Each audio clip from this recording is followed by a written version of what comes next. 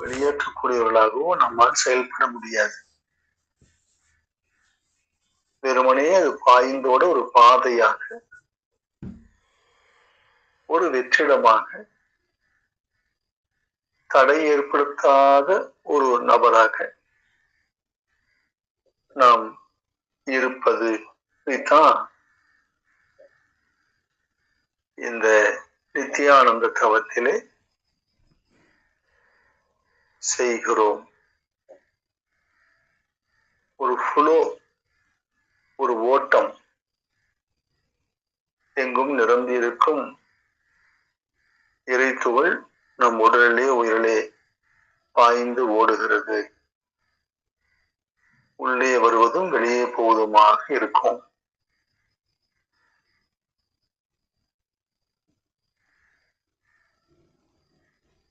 இதை நாம் கவனித்தபடி இருக்கிறோம். இங்கே ஒன்றை கவனிக்க வேண்டும் என்றால் அதைவிட நுட்பமானவர்களாய் மாறணும்.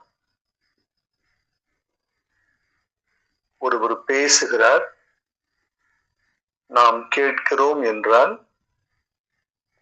அவர் பேசக்கூடிய சப்தம் நமக்கு கேட்க வேண்டும் என்றால் நாம் மௌனமாக இருக்க வேண்டும். அல்லது குறைந்த சத்தம் இருக்கலாம், அப்போதுதான் கேட்கும். இல்லாவிட்டால் கேட்காது. இதைத்தான் ஆங்கிலத்திலே அண்டர்ஸ்டாண்ட் என்று சொல்லுகிறார்கள். To understand you must stand under when what you want to know. அப்படி சொல்லணும். நீ எதை தெரிந்து கொள்ள விரும்புகிறாயோ அதை விட நுண்ணிய நிலைக்கு நீ செல்கிற போதுதான் அதை தெரிந்து கொள்ள முடியும். ஆக இறைத்துகள் நம் உடலில் பாய்ந்து ஓடுவதை கவனிக்க வேண்டும் என்றால் நாம் அதைவிட நுட்பமானவர்களாய் மாறினால்தான் சாத்தியம். அதுதான் உண்மையான ஒன்று. அதைவிட நுட்பமாக என்கிற போது நாம் சுத்த வெளி ஆகி விடுகிறோம், வெற்றிடமாகி விடுகிறோம். வெற்றிடமாகி விடுகிற போது நமக்கென்ற ஒரு அனுபவம் இல்லாமல் போய்விடுகிறது. அங்கேதான் இந்த உடலுக்குள் இருக்கக்கூடிய அழுத்தம் கூட நாம் உணராத ஒரு இடத்திற்கு நகர்ந்து விடுகிறோம், சுத்த வெளி ஆகி விடுகிறோம். அழுத்தத்தை உணர வேண்டும் என்றால் ஒரு சிறிய அசைவு இருக்கணும், அப்பதான் உணர முடியும். அசைவு முழுவதுமாக நின்று போய்விட்ட நிலைத்தன்மைக்கு நாம் சென்று விட்டால் அனுபவம் என்பதை கடந்து போய்விடுகிறோம். இதான் அனுபவம் கடந்த நிலை. இதைத்தான் புலன் கடந்த நிலை என்கிறோம். அங்கே நாம் சுத்த வெளியாகிவிட்டோம். ஓர் உருவமும் இல்லாதவர்களாகிவிட்டோம், வெற்றிடமாகிவிட்டோம். இந்த அனுபவம் புலன் மூலமாக பெறும் அனுபவம் இல்லை. இது புலன் கடந்த ஒரு அனுபவம். அதுதான் இறைத்துகளை விட உண்மையான ஒரு நிலை. அது ஒரு நிலை, அலை அல்ல. நிலை என்று வருகிற போது அனுபவம் என்பது இருக்காது. இங்கே வெறும் விழிப்புணர்வு மட்டும் இருக்கும்.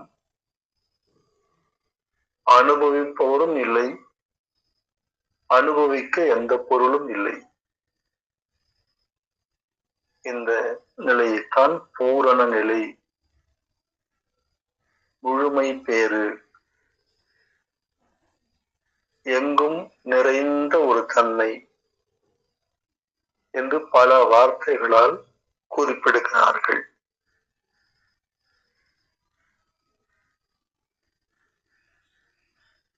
இந்த நிலைக்குத்தான் நாம் தொடர்ந்து பயிற்சி செய்து கொண்டிருக்கிறோம். முதலில் அறிவார்த்தமாக இதை புரிந்து கொள்ள வேண்டும். இந்த ஒரு வரி நினைவில் இருக்கட்டும். நாம் எதை புரிந்து கொள்ள வேண்டுமோ அதை விட நுண்ணிய நிலைக்கு போனால்தான் அதை புரிந்து கொள்ள முடியும்.